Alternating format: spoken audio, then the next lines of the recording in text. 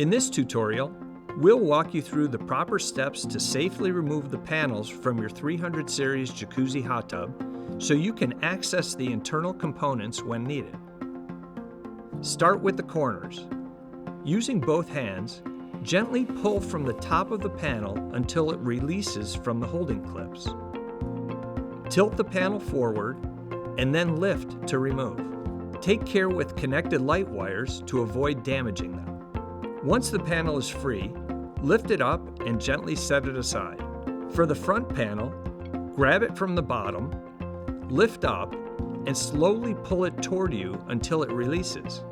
Avoid pulling too hard and at an angle. Doing so will put strain on the panel clips. And that's the process.